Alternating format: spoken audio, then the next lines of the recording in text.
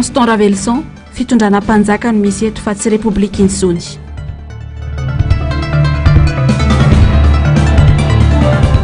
Fitantanana ny firenena sarotra ho andrajoela ny amitany 5 taona manaraka ho ny antokotrikafo.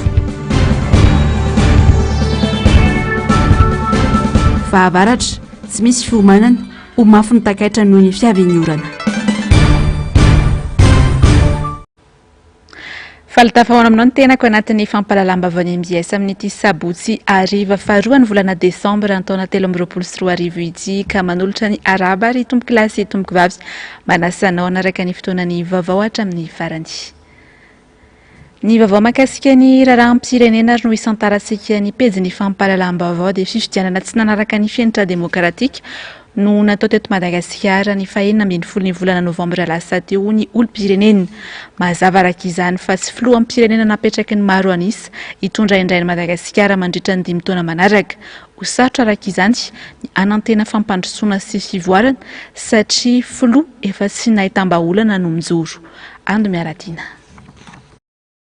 Fifidianana natao amboletra lavitry ny fanaran-dalàna sy tsy araka ny tokony ho izy no natao faranteo. Tsy mitombona ihany koa araka izany ny voka-pifidianana navoaka ny fitsarana avy momba ny lalam-panorenana iny ho ny olom-pirenena. Iamafy ny 5 taona ho avy raha izao. Fitondrana tsy nahavaolana no miverina. Tsy manana ny fahaiza-manao hitantana ny firenena akory. Manay ny mety isina krizy vaovao indray ny olom-pirenena raha ny fizotry ny raharaham-pirenena. Aloha tsy mifidy mihitsy satria tsy mety amiko le mandeha le raharaha. Dia aleoko tsy mifidy tsy manenina zany satria fotsakasitrahako ny lany. Hita aloha tena misy tsy filamina mihitsy misy alatra be lehibe ao anatin'le tsy milamy io ary io tsy ateza io fitondrana io tsy mateza io vao mainka mafimafy kokoa vao mainka pura noho ny teo aloha indray ary io sarotra olona tondra tsy manana tragédie mihitsy izy tondra le firenena ohatriny entina lomboto fotsiny le izy zay miteny dia kajaina zay miteny kajaina tsy izy fanantenana io vao mainka potikitsika. Tsy maintsy amin'ny alalan'ny vahaolana politika no ahafahana mamany olana ara-politika ho izy ireo. Ny fifampidinina ihany no lalatokana ahafahana misoroka ny krizy mandodina ny firenena. Tany ambolohany efa tokony mipetraka izany saingy tsy nohajan'ny sasany ka niteraka izao rehetra izao.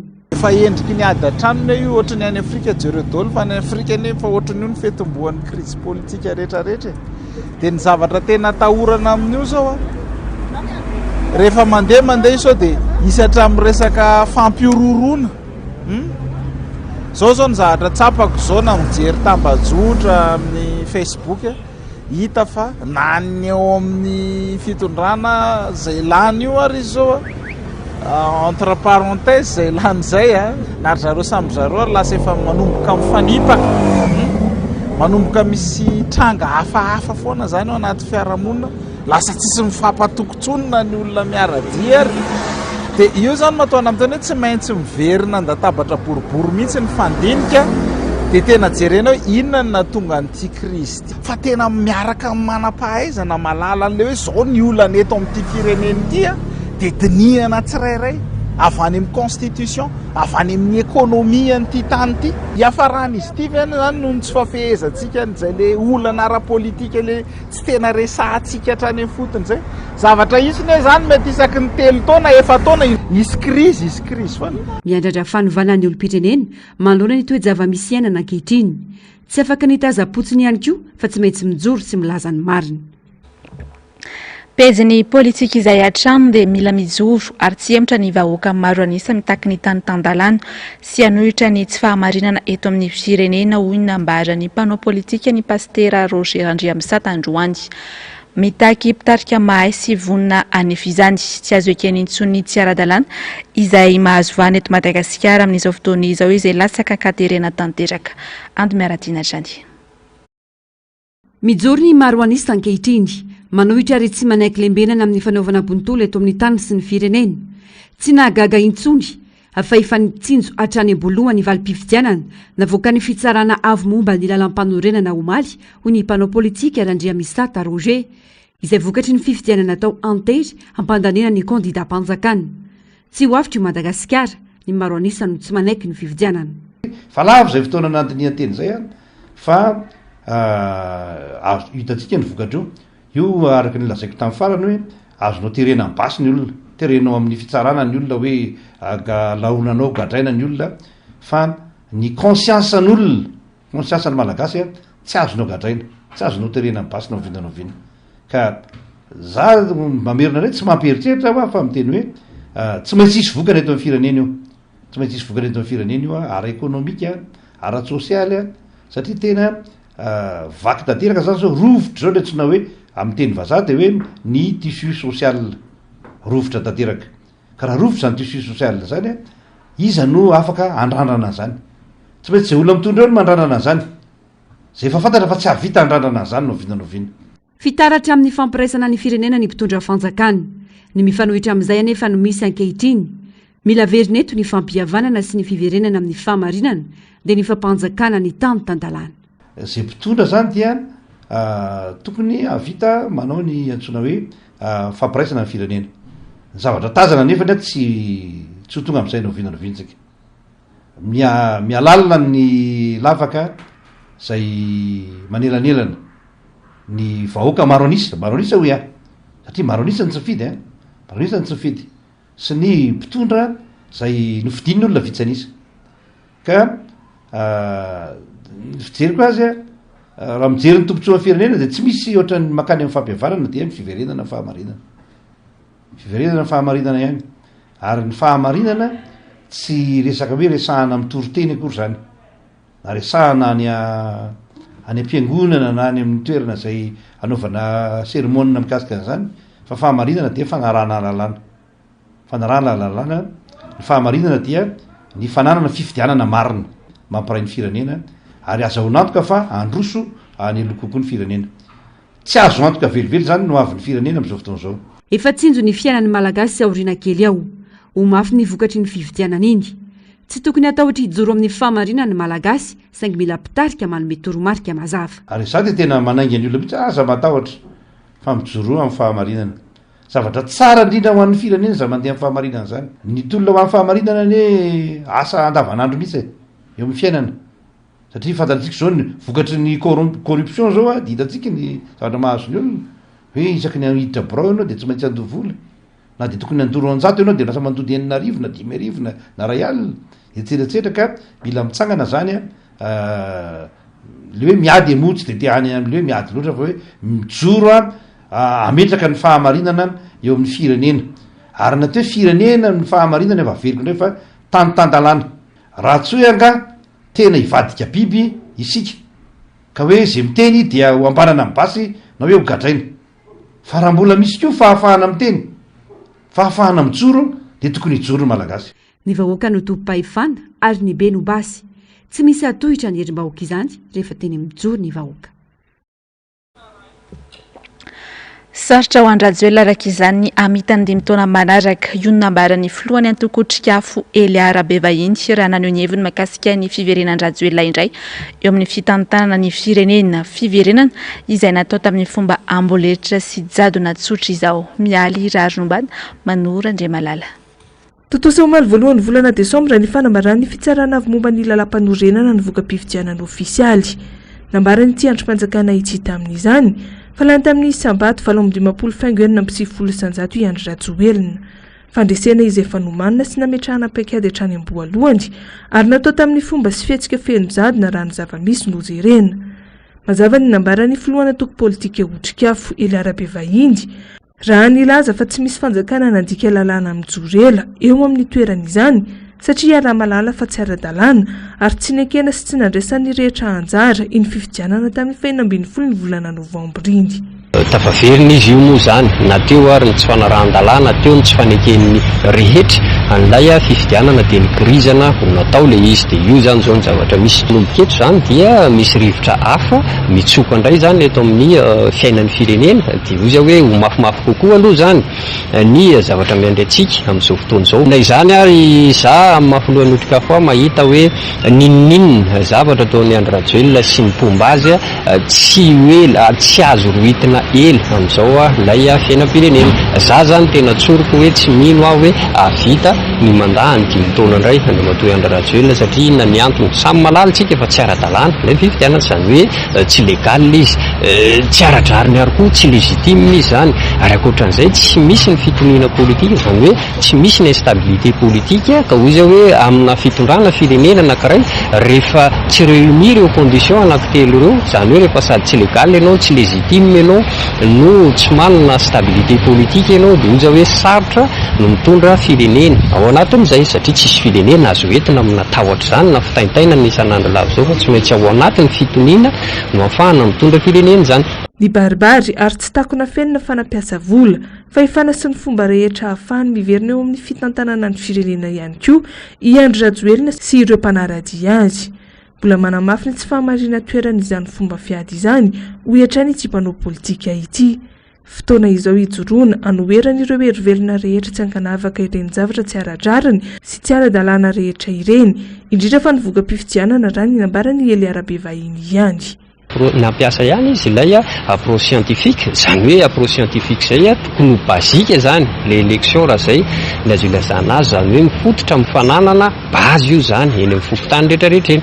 Nendry zareo nefa ny approche scientifique ny ampiasainy dia ny basika eo am-pelantanany dia vola dia ozy hoe sarotra ihany koa mitazona fitondrana zany ka hoe vola foana no ampiasaina ao anatin'izay satria fantatritsika nge zany ny ainan'ny fitondra teo aloha io resaka malety sy ny karazana io fa aizy no ny afarany za tena kategorika amin'ilay izy hoe sarotra miverana fa vitany mandany andriamatoa Andry Rajoelina dikan'izay zany ozy aho hoe mitaky atsika rehetrarehetra ihany koa zay ny hery-velona rehetrarehetra eto amin'ny firenena irahiny ilay tsy nanaiky le fifidianana rehetra indrindraindrindra fa eny ihany koa na dia ireo nanaiky noroso tamin'ny fifidianana ary nefa tsy nahatsapa ny tsy fanarahan-dalàna tao anatin'ilay izy sy ny alabatso sy ny osika tao anatin'ilay izy dia ozy hoe tokony hitsangana isika rehetrarehetra fa io zany raha mbola resaka lalàna no atenaitsika eto dia taveletotsika fa tsy maintsy mijorotsika mandray andraikitra amin'ilay firenena satria taiza ianao no nahitan'izany teto ambonin'ny tany hoe ny ACC efa mamoaka fa ho avoaka ny voka-pifidianana ny zoma omaly zany nefa na ny PV ara tsy tonga eo am-pelantanany akory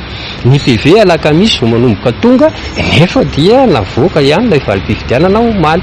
Ny andro any zao dia fantatra hoe mbola misy PV ihany koa tonga ao amin'ny ACC fa navoaka omaly ilay voka-pifidianana dikan'izay zany ozy aho hoe ny androm-panjakana rehetra zany ao anatin'ny ACC efa piraitsykombakomba amin'ny andriamatoa Andry Rajoelina sy ny mpomba azy dikan'izay aloha raha resaka lalàna dia ozy hoe andao aloha akisakitsika kely zay fa andao hitady ny fomba rehetrarehetra anoherana n'izao zavatra misy eto amin'ny firenena izao. Anisan'ireo mijoro ary nilazany tsy hanaiky mora foana ireo karazana fanjikan-dalàna sy ny osika nataony Andry Rajoelina sy ireo mpanarady azy ny antoko politika otrikavo. Mamafisin'ny filoha-pitarika ny atoky ihany koa fa ilaina ny firaisan-kina ny rehetra ahafahana manohitra ireo voalaza ireo.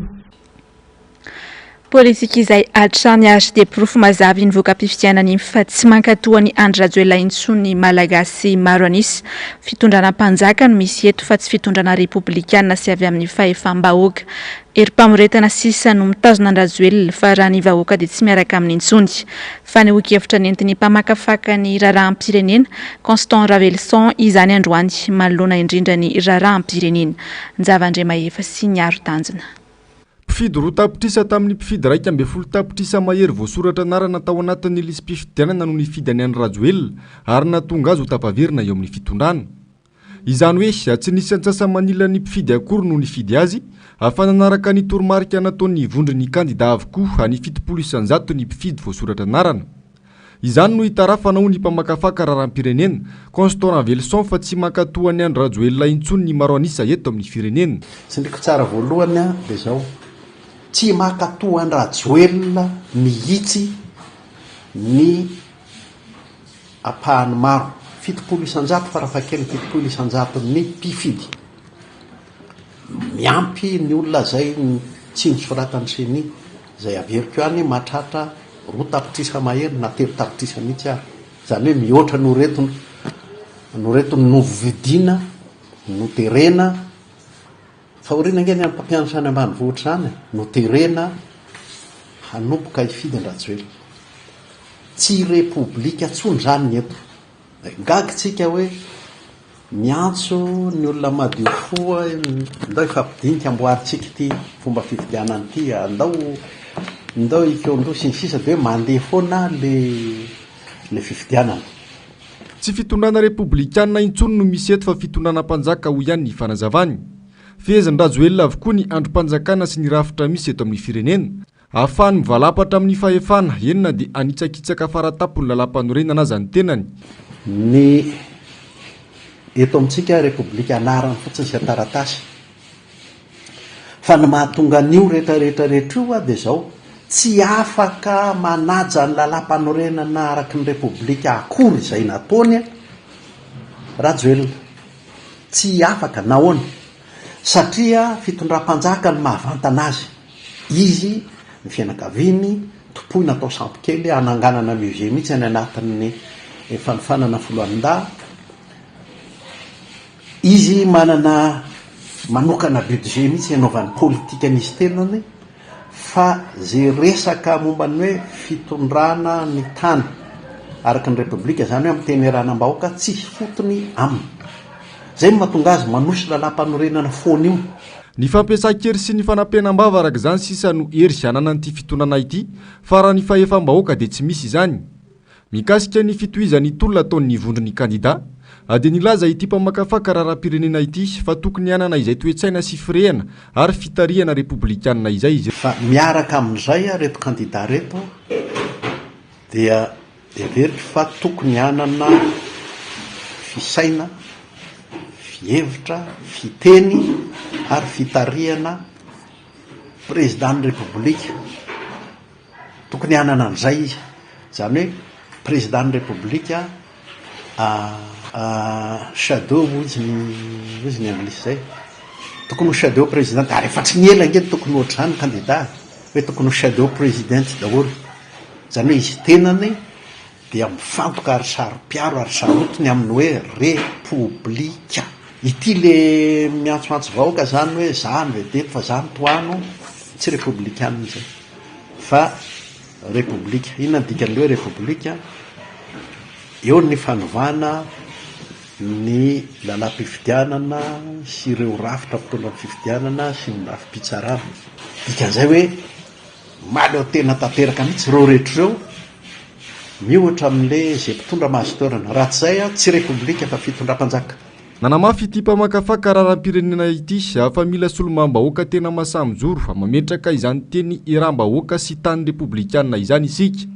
Mijoro ho arofanina sy manitsy ny fanjakana fohibe fa tsy manara-drenirano sy manaiky hitsakitsahany ny fahefanam-panantanteraka fotsiny toy ireny fitsipaham-pitokisana tsy nisy vokany teny amin'ny antenimieram-pirenena ireny. Tsy fifidianana filohan'ny repoblika manaraka ny lalàna sy ny fenitra demokratika no natao fa fametrahana ankeriny olona iray izay efa manosihosy ny fiandrianan'ny pirenena. Fifidianana safidim-bahoaka no nisy ka tsy ekena ny valim-pifidianana izay navoaka ny HCC. Aina araka izany sy ny krisy sy ny tsy fahamarinana toeran'ny fitondrana ka ilaina hatrany sy ny fifampitiniana eo amin'ny hery samihafa eto amin'ny firenena. Teboka nisongadina tao anatin'ny fanambarana nataon'ny cellule de crise mivondrona ao anatin'ny état-major politika ireo androany teny Antsakaviro fanadiady Ninjavandremahefa sy ny aro-tanjona. Teboka efatra lehibe no nisongadina tao anatin'ny fanambarana nataon'ny cellule de crise ahitana ireo vondronkely politika sy vondrona antoko politika mitaky ny fiverenana amin'ny tany tandalana taorian'ny voka-pifidianana navoaka ny HCC sy ny fifidianana natao amboletra ny 20 Novambra lasa teo. Ny cellule de crise nivory teto Antsakaviro Antananarivo 2 Desambra 2024 dia manao zao fanambarana manaraka zao.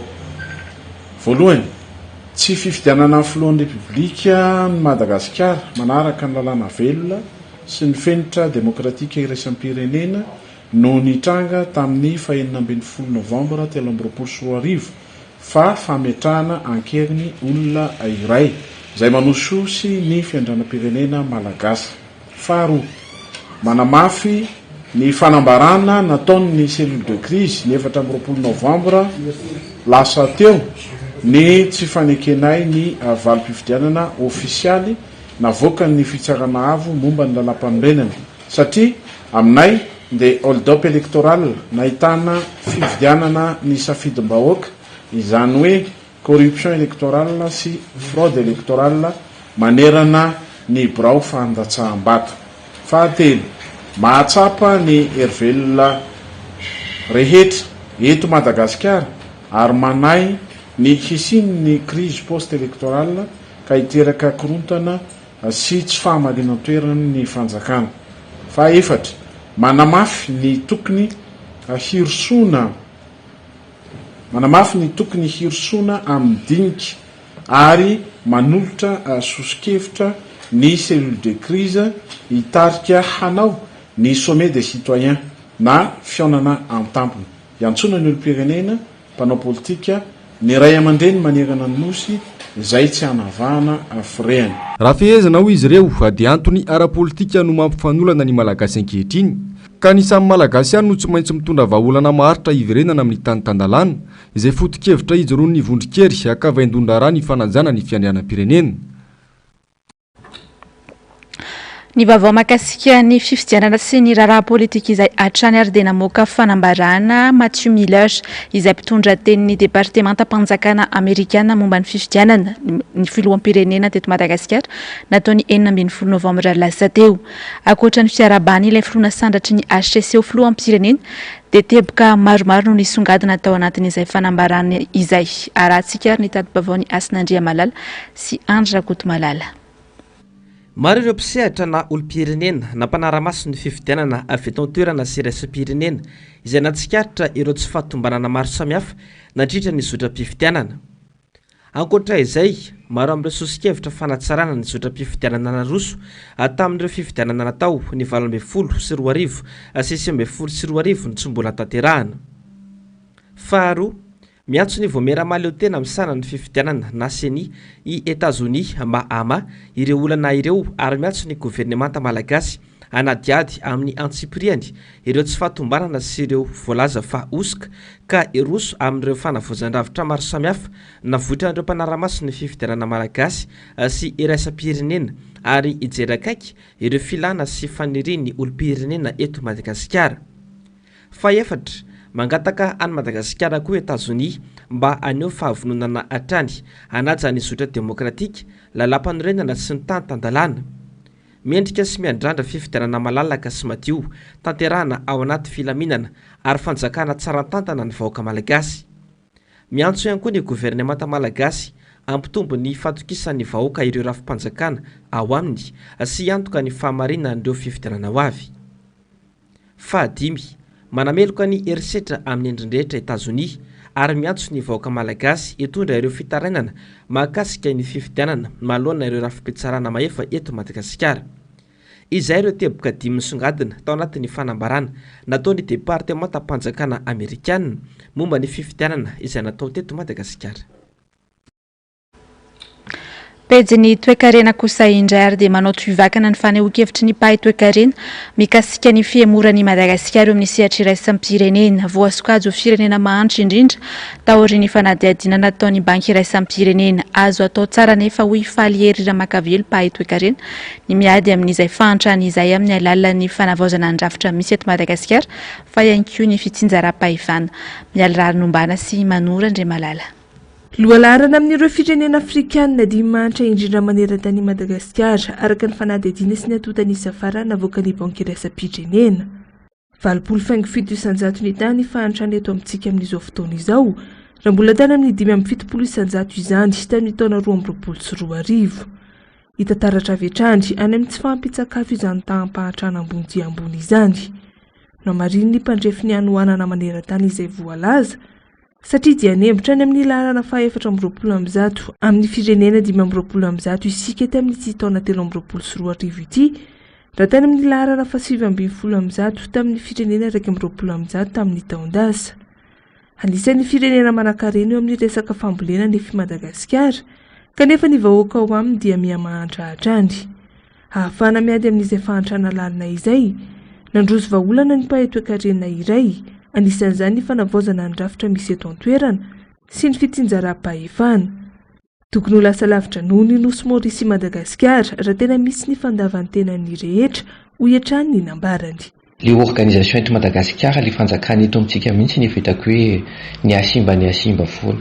Ny antony mantsiny rehefa nandeha ny vazaha ny organisation institutionnel napetrany zany hoe institution napetraky ny français teto amintsika organisation na préfecture ohatrany hoe mitovy forme amina atao hoe territoire d'outre-mer zany tsika de io organisation nefa tsy niova firy tao anatin'ny eo taony mariny tsika fa hoe efa niova constitution inefatra fa na de zany raha tsy de tena niova firy président de la république premier ministre assemblée fa ohatran'le zavatra napetraky ny frantsay ihany no mbola tavajanona hatram'izao nefa tsy mitovy mihitsy natao hoe rafitra préfectoral sy ny rafitra na état souverain réforme ny état mila atao eritreretra hoe 119 district eto amintsika nefa ny district anankiray eto amintsika ngezany Maurice eo amin'ny 11 milliards de dollars eo ny PIB zany hoe arena vokariny isan-taona ny tsika ambanin'izay na mitovitovy amin'izay zany hoe raha samy omena indépendance économique zany district tsirairay avy de mety misy arisy amin'ny Maurice mety misy ambanin'ny Maurice fa amin'ntsika centralisé be ty rehefa tsy mahay mitondro de Madagascar ray manontolo ray mitompony ika le décentralisé manana indépendance économique et fiscale tokony hoe niesa de any amin'ny district no mijanona kely fotsiny makaty amin'ny foibe anaovana ny hoe défense nationale sy ny affaires étrangères de zay fa tena tokony isaky ny district de na mitantana ny arenany manana autonomie tanteraka amin'izay anaovany économie de 100 fois manankarena no Maurice tsika zany hoe tokony 100 fois no zao zany ny karama ary mifahatelo renouvellement en classe politique da tena mino mihitsy ny be deaibe ny olona manatsaina endry ty tandrazana fa tsy afaka miteny izy satria tsy manam-bola tatsika tamin'ireo ke fa tsy manana 1 milliard ianao vao candidat de raha vao manitra ianao zany de tsy afaka candidat mihitsy tsy zay mihitsy natao hoe démocratie nambarany ity paitoekarena ity ihany koa fa tokony ampiarina eto Madagasikara ny hoe assemblée constituante raha te hivoaka amin'ny fahantrana izany hoe mifidy solo mafamboaka iray avy any amin'ireo fokotany 7 sy iray alina manerana ny Madagasikara ka atao atsapaka izay hivondrona ao anatin'ny assemblée constituante sy mandrafitra ny lalàna isan-tsokajiny avy eo ny tanjona ho izy dia misy olom-boafidy amin'izy ireo roa isaky ny distrika handrafitra ny lalàna.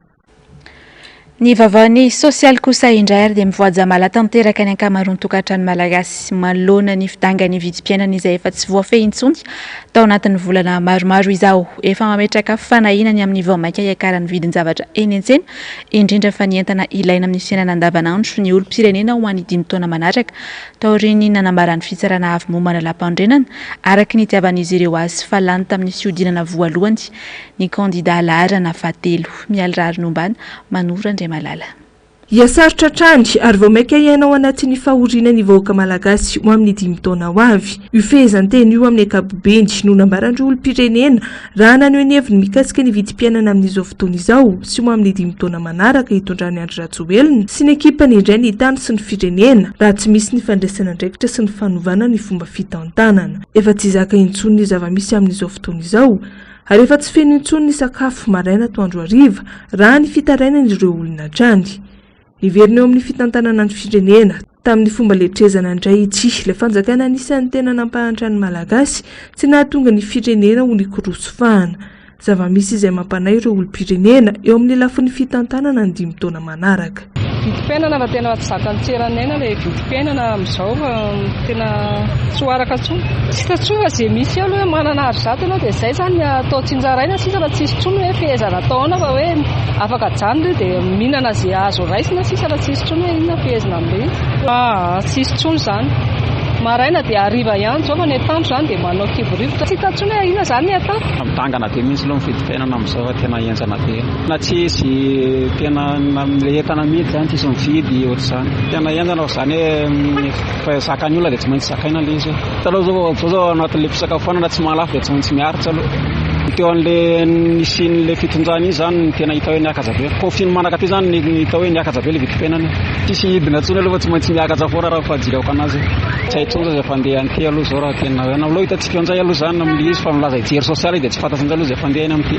Raha tsika malala ny fahasarana ny gasy na reny insécurité tombony isany tsy anasa ary tena mamenatra mpahantrana ny gasy mba mora hividianana azy hiditra anatin'ny fahasairana le 5 taona indray zany ny gasy ary mety hiditra ny farany ary tena farany eto anivon'izao tontolo izao areo international zany lany tany amin'ny fanomanana fifidianana ankaterena sy ny tsy ara-dalàna fotoanan'ny fitondram-panjakana teo zao zany tsika dia efa hiditra ao anatin'ny mangitsikitroka raha ohatra zao notoy a voafadiran'olovetsika mianakavy tany amboalohany anisany namparisika olom-pirenena ny fidy tamin'ny fividianana filoham-pirenena iny ny fiandrandrano ny ankamaroany vahoaka malagasy ny fiovan'ny mpitondra sy ny fiovan'mpiainana saingy arahana hita fa fombafomba fotsiny ihany ilay hoe fividianana nanao izay fomba rehetra ivirenana eo amin'ny fitondrana ny kandida larana fahatelo izay filoham-pirenena nitondra amin'ny fitotonganany Madagasikara sy nampahantra ny vahoaka malagasy very fanahy-mbola velona ankamaroan'ny olona manoloana ny zava-misy.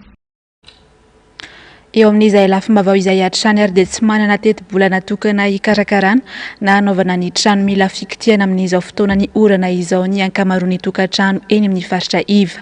Tsy mbola ny sesa izany orana efa maro ny fahavoazana miandry izay gadonany sy ny fiatraikany mety ho ateraka izany sisa hoy ny nambaran'ny mponina Ando Miaratiana. Miaina tebiteby sy tahotra sahady ireo mponina eny amin'ny faritra Iva mandindona ny fiakaran'ny rano rehefa manomboka milatsaka ny orana. Tato anatin'ny andro vitsivitsy fotsiny efa tafiditry ny rano ny trano. Ny vola anavozana sy anamboarana ny trano fonenana tsy misy tahotry ny tsy nanan-kaniny.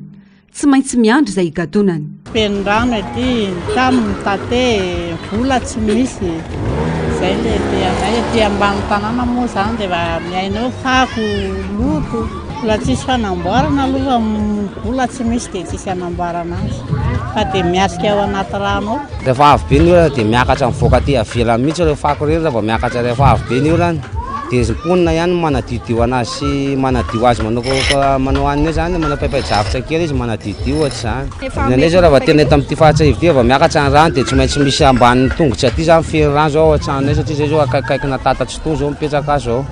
Dia mitete be mihitsy na ao an-tranonay zao mitete rehefa ilay avy ny satria tsy namboarimboarina ary mbola tsisy vola dia tsy afaka amboarina hoe firy loatra satria mbola trano azy nipetrarana amin'ilay izy. Miara-miaina amin'ny loto sy fako fofona maimbo ary rano miandro na ny mponina ety. Lasibatra voalohany amin'izany ireo mpivarotra amin'ny sisin-dalana. Ny fahasalamana efa tsy zarizary, ny vola miditra miaina vokatry ny loto manamorona ny arabe. Vao milatsaka ny olana tsisy mpividy satria ny olona kamo mivoaka ny trano. Le rano mitondra aretina be, lasa bokaboka ny tongotra misy an'le rano malota zao. Sepotra moa dia efa mangana fotsiny. Ny entanay tsy lafo tsy misy mpividy. Dia tsy haiko fa dia farany fahafatesana angambany. Dia ataoko hoe mba miangavy zay mba jerena akaiky raha ohatra mba misy ny azo amonjenanay zany dia tena mba hoe angaviana tanteraka mihitsy. Fa tena any amin'ilay fiainanay mihitsy zany le izy metraiky. Fahasalamanay moa dia tena tsy misy mihitsy. Zay nefa resaka ohatran'izao vatra kely ataonay ho vary zao fa raika poka ny arivo. Marary ny zanakay amin'izao. Neso ny zanako dia tena marary eo an-trano ao tsy misy vola hitsaboaka anazy. Dia tseko zay natao anao hoe farany fahafatesana angamba le olona mitady lalana maimaina dia mandeha makany mividy entana dia eo ny entanay zany dia mihitroka fotsiny eto. Telo andro niaina tao anatorana ny mponina Antananarivo. Efa mitraika amin'ny fiainana andavanandro sady izany indrindra ny any amin'ny faritra Iva.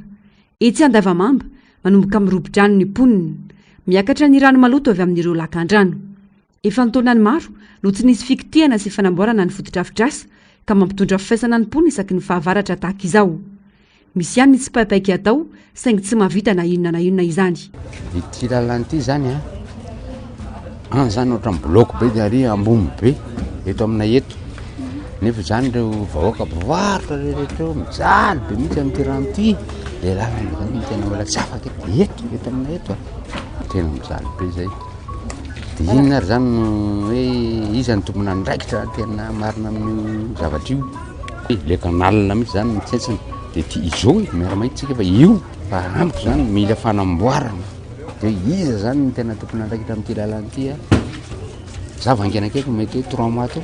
Dia le mpivarotra rehetrarehetra io zany dia manao cotisation kely foana isaky mandehandeha zao andray tsy mety mihitsy le roatra zay foana ny fijaliana. Faritra maro no tandindondoza manoloana ny fiaviany fahavaratra. Ny faritra Iva hiakaran'ny rano, ny faritra Iavo hiahin'ny ho tsy fiotsahan-tany. Vao tsy ela akory izay, trano maromaro teny ampamarina no nametrahana saina mena, ampahafantarina sy ampatsevina azy ireo fa mandindona ny loza. Tsy voatery ny androm-pahavaratra ihany, fa ahina ihany koa ny amin'ny mainandro. Mila miomana trano ny rehetra satria izay tsara fiomanana tsy ho tapoin'ny loza. Nipeziny fanatanjahantena kosa indray ary dia aritra roa androany sy rahampitso ny fiadiana ny tompon-daka ny Madagasikara amin'ny taranja tenisy ambony latabatra na ny tennis de table tanterainy etsy amin'ny lapa ny fanatanjahantena ny Mahamasina. Ligue pasitra enina moa no mandray anjara amin'izany ary ahitana sokajy lehilahy sy vehivavy. Zavandrema efa sy ny aro-tanjona. Tanteraina etsy amin'ny lapa ny kolotsaina sy ny fanatanjahantena Mahamasina ny fiadiana izay ho tompon-daka ny Madagasikara eo amin'ny taranja tenisy ambony latabatra. Nozaraina roa ny fifaninanana ka natao teto Andrenivohitra androany sy rahampitso ny épreuve par équipe sy ny double. Raha toka any Tomasina ny fa 17 20 Desambra ho avy izao kosa ny épreuve simple. Isalotra ny anaram-boninahitra ny tompon-daka ny Madagasikara izay mivoaka mpandresy mandritra ity fifaninanana ity.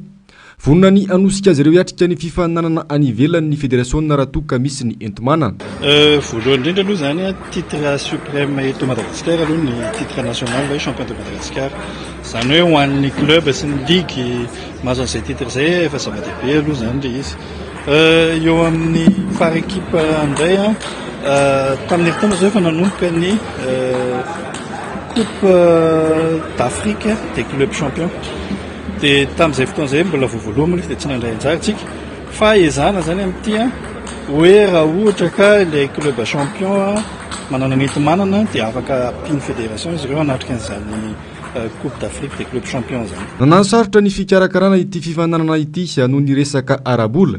Nanao izay hoafany ary ny ady irery kosa ny fédération tamin'ny fanatotosana izany hanomezana sehatra ny mpilalao sy ny mpakafy. Raha ny fanano sarotana aloha angamba dia iny tsy maintsy misy foana ny resaka arabola dia sarotra ny karakara satria raha ho an'ny tenisy ambony latabatra manokana ny 7-20 nisan'ny titre zaraina.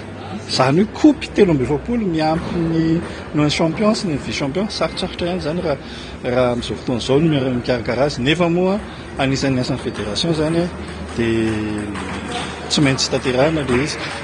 Resaka lafiny teknika indray sy ny hoe ara-pitaovana hatreto aloha tsika mba manana miampy satria tao aorianan'ireny Jeux des Îles ireny dia manana ny table manara-penitra tsika manana fitaovana rehetra manara-penitra. Ny tompon-daka ny Madagasikara handihany voalohany tamin'ity taona 2024 ity.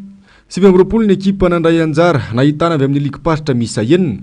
Matsiatra ambony Analamanga, Vakinakaratra, Alotra Mangoro ary Antsinanana sy Amorony Mani. 12 ny ekipa sokajy vehivavy ary toka 12 kosa ny sokajy lehilahy. Eo amin'ny vaovany fanatanjahantena izay hatrany ary dia mikarakara lalao ara-panatanjahantena ny komina Alasora amin'izao fotoana izao. Akoatra ny taranja mahazatra ny rehetra toy ny baolina kitra sy ny basket ohatra dia mampiavaka ity fifaninanana ity ihany koa ny fampidirana ny lalao fanorona hifaninana ny tanora eny an-toerana. Tanjona hatrany moa dia ny fanabeazana ho an'ny rehetra raha ny fanazavany mpikarakara. Jarmanomenjanahary sy Tahiriny Aina. Kluba roa isaky ny fokotany mandrafitra ny komina no nasaina hiatrika ilay fifanitsanana ho an'ny amboaran'ny komina etsy Alasora. Lalao ara-panatanjahantena izay natao mba hifitazana ireo tanora mba hialana amin'ny fidorana zava-mahadomelina izay isan'ny matetika no andrenesana fahatrarana fivarotana izany tao anatin'ity komina ity. Nambariny tompona andraikitra ny fifanitsanana ity fa tsy nanavana ireo kluba nandray anjara. Efa vita raha teo ihany koa ilay kianja izay namboarina tamin'ny alalan'ny volan'ny komina madiodio. Raha ny fanazavana nataony tompona andraikitra hatrany.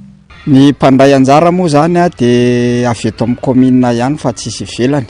Dia raha nisan'ny eo amin'ny vétéran zao dia misy 20 izy mpandray anjara. Dia ny senior 9-30, vehivavy 12, ny U17 9-10, dia ny basket ny lehilahy zany 20 dia ny vehivavy 7. Ny taranja ifaninanana moa zany dia eo ny kitra mazava ho azy efa voalazako teo eo koa ny basket dia misy koa ny pétanque. Ny Jeux 11 dia efa hiandry ny lalao famaranana zany amin'ny 17 Desambra ho avy izao. Dia ny senior zany efa hiditra quart de finale fa mbola misy match tsy vita zany dia efa hiditra quart. Tena niezaka mihitsy zany zay ahafahan'ny rehetra mandray anjara.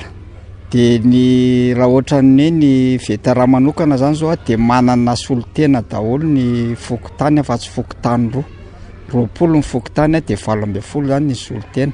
Ny senior 9-30 dia zany hoe roa isaky ny fokotany zany no nanaovana azy mba hahafahana ilalovan'ny akizy a dia fokotany efatra ihany koa ny tsy nafiano an'le ekipa roa zany isa-pokotany. Ankoatra ireo taranja mahazatra dia misy ihany koa ny fifanitsanana lalao fanoron-tsivy mahasarika satria na dia isan'ny kilalao vakoka aza izany dia misy tanora mahafehy tsara ity lalao ity amin'izao fotoana.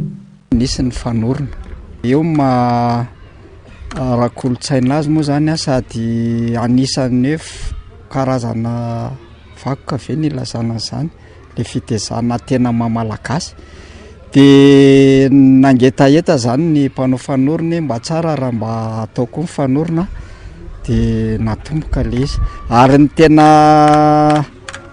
zava-dehibe tamin'izay zany dia nisy zaza ataontsika hoe zaza satria vao 20 taona fa efa mafian'ny lalao fanorona zany fanorona ino ty Aratsivy moa zany ia. Ny 17 Desambra izao no fantatra fa irosona ny lalao famaranana raha efa nanomboka androany kosa ny lalao ho an'ireo latsaky ny 17 taona. Amaranantsika ny fampahalalam-baovao ny maresaka iraisam-pirenena dia niverina toy indray ny ady sy nidatroka bomby eo amin'ny Israel sy Hamas taory ny fampitsarana ny ady tao anatin'ny 4 andro. Iraetsy eritrereto no maty tsy voaisy intsony kosa ny naratra saika zaza avokoa moa sy naratra sy ny maty ireo araka ny vaovao avy any an-toerana. Asinandria Malala sy Andry Rakoto Malala. Tapitra ny efarana nampitsarana ny ady amin'ny Hamas sy Israely ka nitohy androany vao maraina nitaroka bomba tao amin'ny bande de Gaza.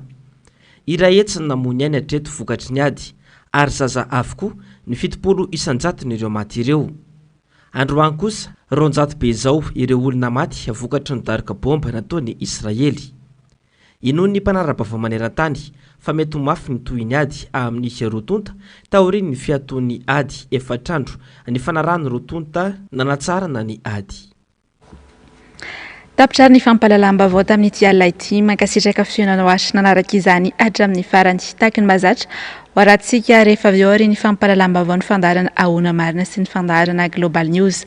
Aorin'izay kosa no narahantsika ny horonan-tsary No Hard Feelings. Ny tena kosa dia ametraka ny veloma mandrapitafa ho amin'ny manaraka indray tompoko.